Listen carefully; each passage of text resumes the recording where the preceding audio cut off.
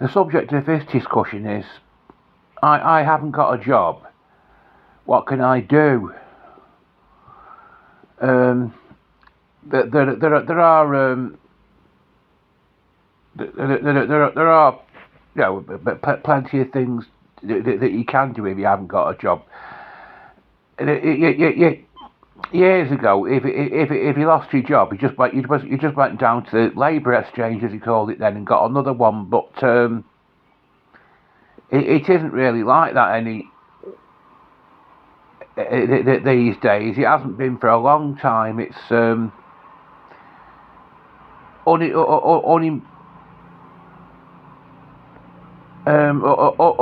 unemployment started going higher in the 70s after there was an oil crisis in the 70s. But there are things that you can do, other things besides working. I used to do computer courses because I've always been into computers. My mum and dad got me a Sinclair ZX Spectrum computer when I was a teenager, and I used to go on. There was one. There's a place called Waterside House in Northwich.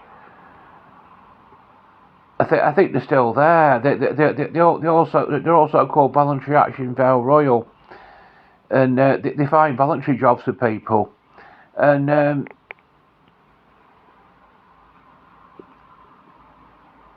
what you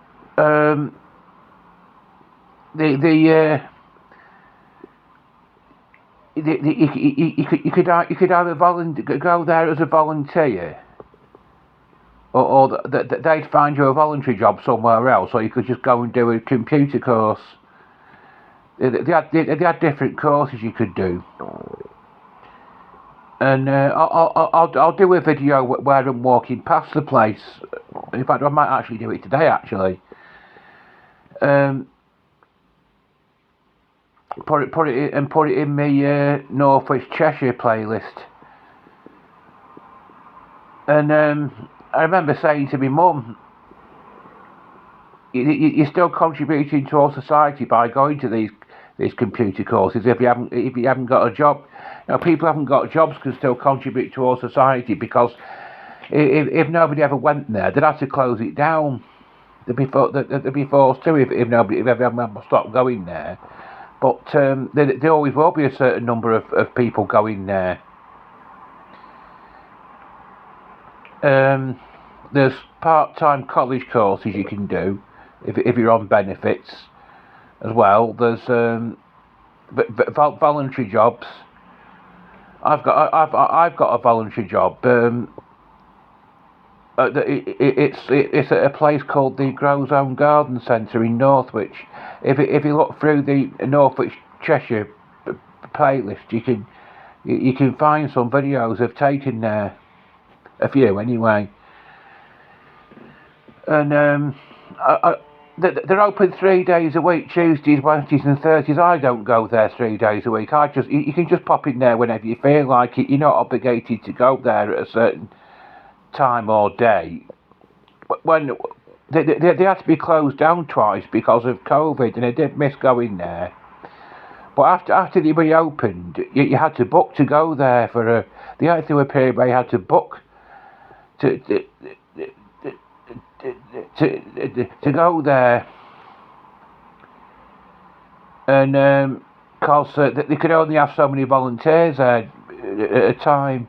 It was restricted, but all nobody's under restriction anymore now. It's the whole COVID restriction thing is over. Maybe some people do.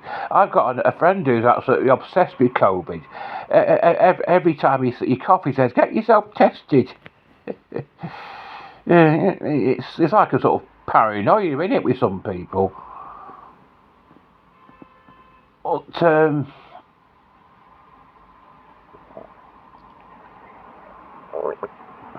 But really, I want to be a writer. Really, I want to. You know what I mean? I want to. I'm writing I'm in the process of writing a science fiction story at the moment, and I've had I've had a couple of articles published in the online in an online magazine, Cosmic Mask.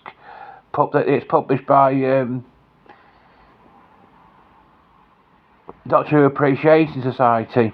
I've had a fair number of poems published, so I've built up a little CV of previously published material, which will make it's very difficult to get a book published, but if you've got a CV of previously published material, it could stand you. That could stand you. It could make it easier for you, and you come up with an original idea.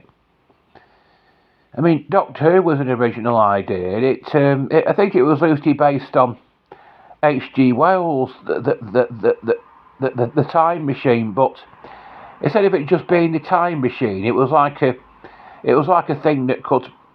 You had this chameleon circuit inside it, which was actually in this which the chameleon circuit allows you to change the appearance of the TARDIS or Time Machine, and in Doctor Who, the chameleon circuit in his TARDIS is knackered, so it's stuck with the appearance of a police box.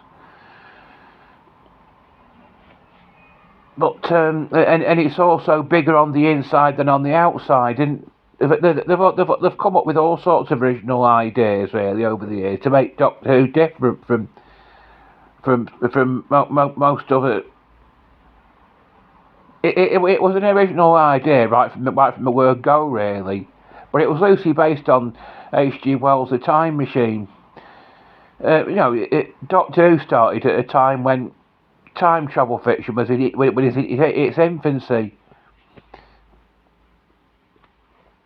But I doubt very much. I've done discussions on this before.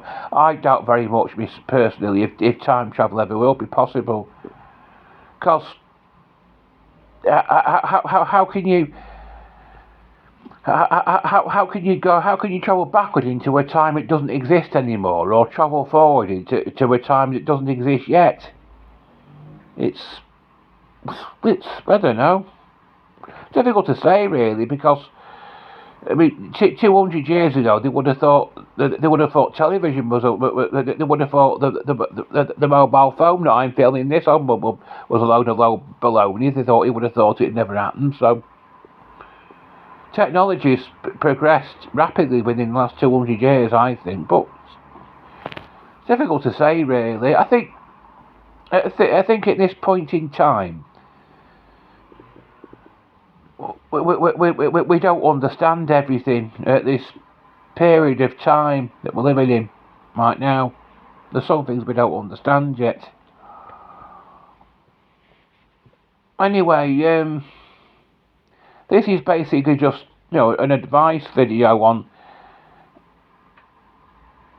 that if you haven't got a job, there are things you can do so that you feel you're still contributing towards society. There's, various courses that you can go on. This place where I did computer courses, I'll walk past, I'll do a video where I'm walking past it and put it in my North East Cheshire playlist.